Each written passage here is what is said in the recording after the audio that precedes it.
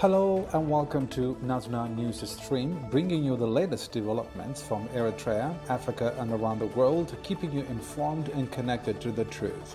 These are today's headlines. Exhibition marking 50 years anniversary of Asmara Massacre. 24 killed in bus truck collision in Zimbabwe. Congo M23 rebels take airport near Bukavu. 3 captives in Gaza, 369 Palestinians held by Israel to be released.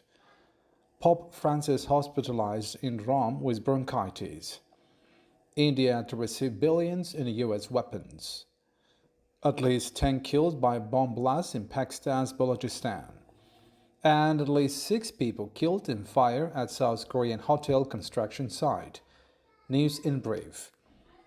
A photo exhibition marking the 50th anniversary of the Asmara Massacre was inaugurated today by Mr. Fasahaye Haile, governor of the Central Region.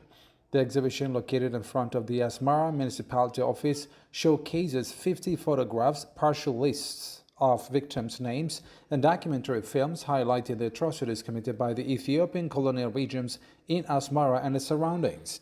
One of the exhibition coordinators, Mr. Gide Gavramikael, explained that the displayed materials were sourced from the Eritrean police archives.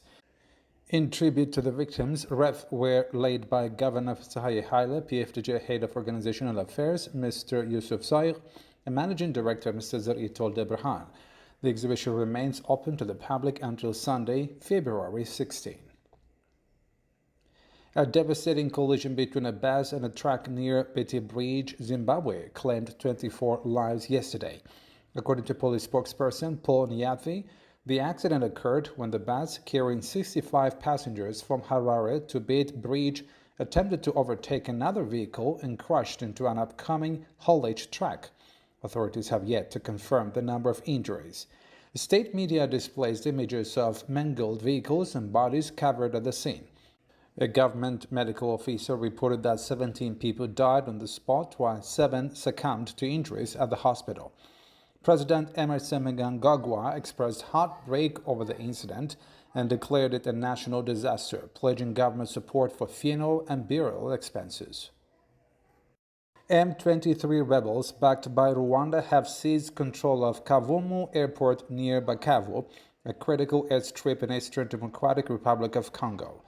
According to both the rebel alliance and civil security sources, Congolese forces had already evacuated military equipment before the takeover. The fall of Bukavu, South Kivu's capital, would further weaken Kinshasa's hold on the region. President Felix Tshisekedi is seeking international support to resolve the crisis, attending the Munich Security Conference before heading to Addis Ababa for the African Union Summit. Meanwhile, the UN Refugee Agency has raised alarm over the worsening humanitarian crisis, with 350,000 people left without shelter due to ongoing clashes. Hamas and Palestinian Islamic Jihad have announced the release of 3 Israeli captives in exchange for 369 Palestinian prisoners tomorrow, while 333 Palestinian prisoners will be sent back to Gaza, while others will be released in the West Bank and East Jerusalem.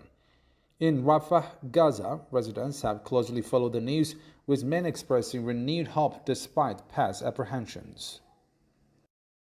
Pope Francis, the leader of the world's 1.4 billion Catholics, have been admitted to Rome's Gemelli Hospital for treatment of bronchitis.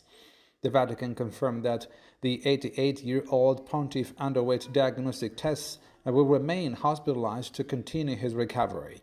Despite his health struggles, Pope Francis met with officials including Slovak Prime Minister Robert Fico before his hospitalization. Although he presided over recent public events, he had delegated speeches to aides due to breathing difficulties. The Pope has faced multiple health issues in the past 2 years, but has continued to fulfill his duties. U.S. President Donald Trump announced plans to significantly increase military sales to India, including a potential deal for F-35 stealth fighter jets. Following his meeting with Indian Prime Minister Narendra Modi in Washington, Trump emphasized security cooperation and efforts to counter radical threats. While Trump confirmed negotiations, India's Foreign Secretary Vikram Misri clarified that the F-35 deal remains in the proposed stage.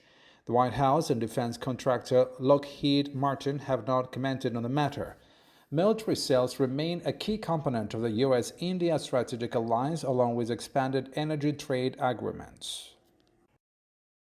An improvised explosive device detonated in Balochistan province, Pakistan, killing at least 10 people.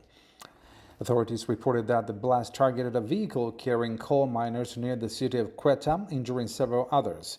The attack has not yet been claimed by any group. Security forces have launched an investigation into the incident, with initial findings suggesting involvement of regional militant factions.